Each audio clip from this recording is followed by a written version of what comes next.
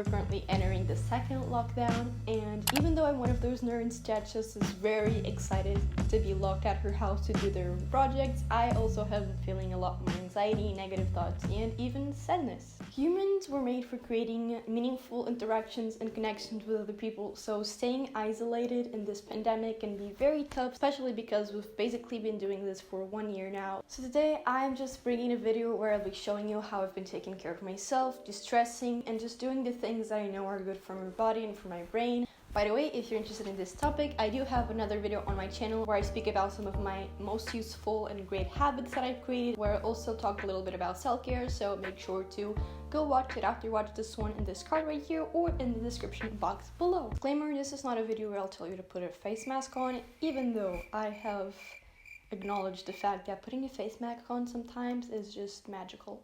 So something quarantine can really mess over, and please don't roll your eyes, is schedules.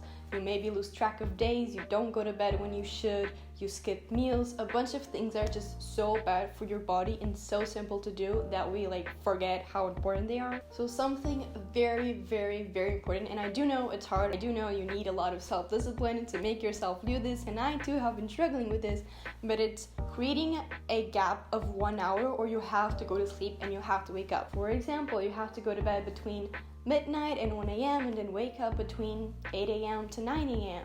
Make sure you're getting enough hours of sleep. I know that differs a lot from person to person, so I'm not going to be telling you how much hours I think you should sleep, because I need 8 hours to be functional, and my boyfriend gets the most energetic when he sleeps 6 hours, which is freaking insane.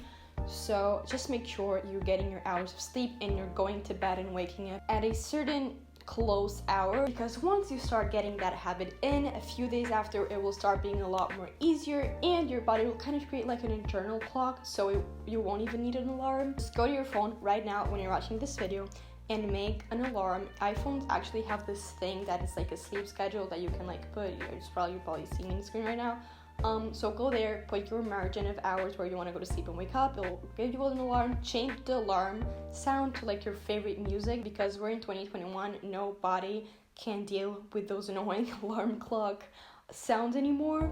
So take care of that, because I assure you that just the fact that you are waking up at a decent hour will make you feel so good about yourself as soon as you start your day, because you're already starting your day in a good, productive way. The thing is, we all know that not getting enough sleep can be very deteriorating, but actually getting a lot of sleep can actually be not even worse, but it can feel as bad, because the more you sleep in and the more you sleep compared to what you needed to sleep, the less energy you will actually have. It's an opposite. So it's just when you stay the whole day in the couch and then you don't have energy, sleeping more will not give you more energy, it will give you less energy. And so science over here, that's all of the facts I know. Just put the alarm. I've been trying to have some habits before I go to bed, so that my body and my mind kind of get used to knowing that it's time to go to bed. So one thing that I discovered is that if you type sleep on Spotify, what will appear is a category that they made with a bunch of Spotify playlists with sounds and musics that are appropriate for going to sleep time. They have jazz, piano, they have nature sounds and rain. I know that can sound a little bit cheesy, but sometimes it just feels so good, and it's such a mood changing thing to just put one of those playlists on and get your body used to those sounds being associated with being sleepy, and then you go to bed and boom, it's revolutionary. So moving on into the second tip, Nathaniel Drew mentioned in one of his videos the concept of creating momentum and valuing small steps and actions that can lead you where you want to go. Now I know small habits and small actions can feel like nothing when you're actually feeling like poop. I know they can seem irrelevant, I know they probably seem like they will not make a difference, but trust me, if you start off with some little steps, those steps will be the most important thing for you to achieve bigger goals and bigger habits. So if you're feeling like poop, don't stress yourself that you have to take a cold shower every morning to start feeling good. Sometimes you can just start with small things and they will have very much bigger impact than you probably think they would. So something very obvious that we all have when it's school or work time and that we lose in quarantine, as I was saying, was routines. Now you have a lot more freedom on your schedule, so you can actually make a routine that you actually enjoy. But I think it's super important, especially having a morning routine, because it makes you start off your day in a good mindset and excited. I feel like we probably all have something that we really like to do that we can do every day, and that doesn't specifically mean it's like a morning thing, but I mean, for me it's like cooking a very good meal. I love just waking up and being by myself in the kitchen, literally cooking like a dinner food for my breakfast. I know it's stupid, but I just don't really like snacks and cereal and stuff. But what I'm trying to say with this is find an activity that you really like. It can be cooking, it can be putting a face mask on. Remember, this is not a video where I'll tell you to put a face mask on. It can be straightening your hair, taking a really hot shower, it can be drawing, it can be reading, it can be watching a video from your favorite YouTuber. But find something that you really like to do and put that as one of the first steps or the first step on your morning routine, so that it excites you and so that you're actually making the first step that I talked about easier to accomplish, because you have something to do when you get out of bed. I think in the first quarantine, everyone kind of put a lot of pressure on themselves to learn a new language, learn a new skill, create a YouTube channel, read 100 books. And even though I am still putting that pressure on myself, I don't think you should put that pressure on yourself. Just find something that really excites you. Give yourself time. Your morning routine could take like 3 hours if you don't have anything else to do, but just start your day in a nice way and yeah.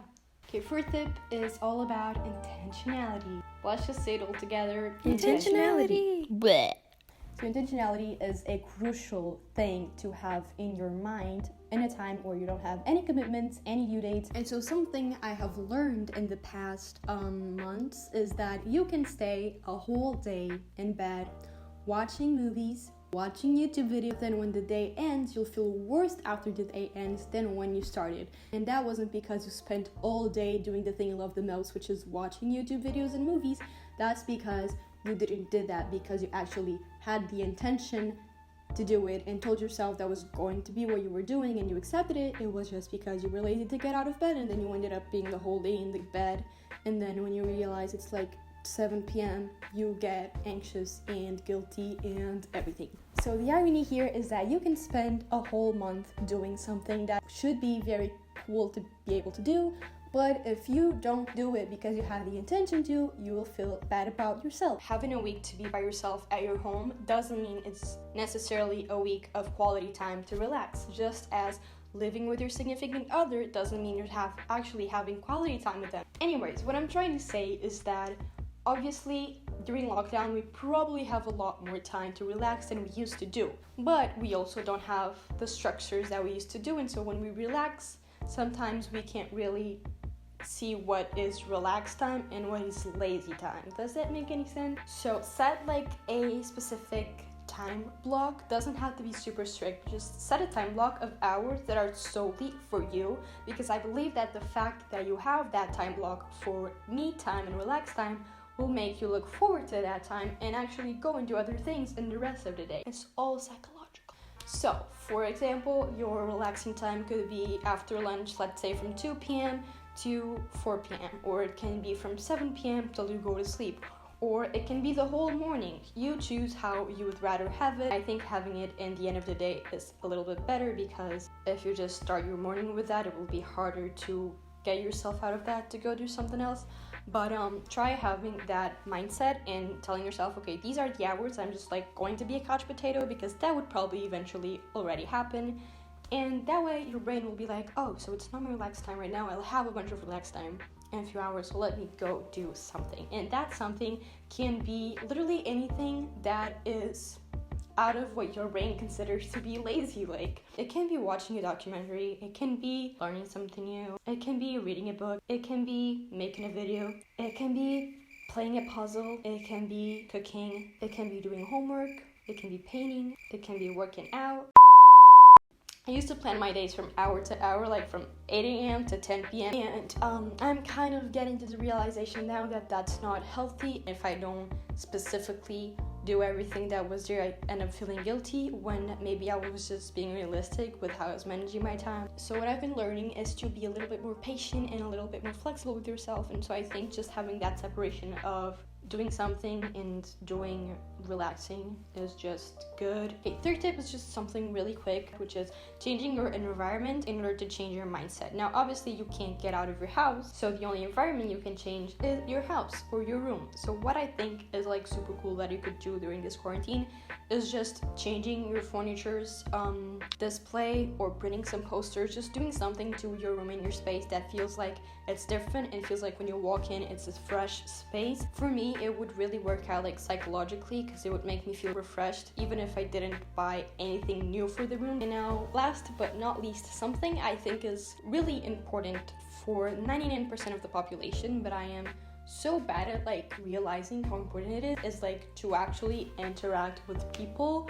So what I'm going to try to be doing this lockdown, and if my friends are watching this, please keep me accountable and send me a message. Since like quarantine last year appeared, I realized that I've really detached from my friends because I wasn't going out when they were going out, and I got really anxious with the whole pandemic stuff, and I do realize that I kind of pushed away, which I'm not that type of person that needs to be always like hanging out with people and like talking to people. I really like being alone, and I literally didn't hang out with people for like a bunch of months.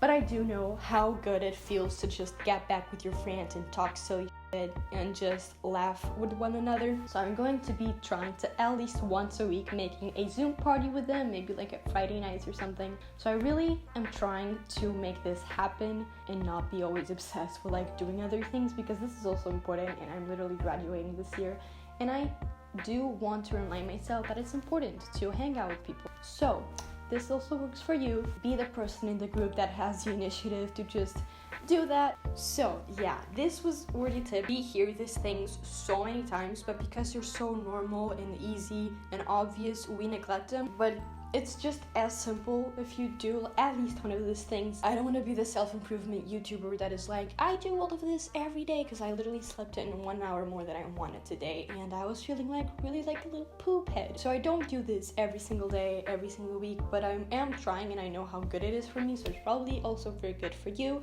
Tell me down below what things you have been doing during quarantine and lockdown, even if you're not in lockdown right now, what you used to do that helped you, what are your tips, how have you been feeling? Let's just have a chat down below. I promise I will respond to all of the comments.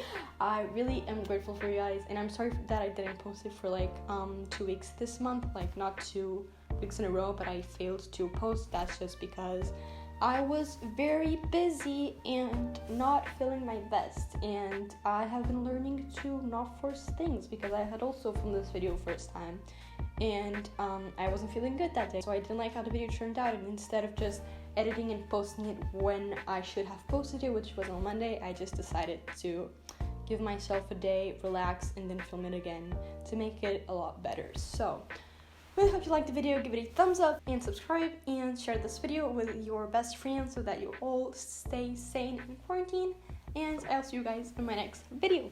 Bye! I just look like a T-Rex.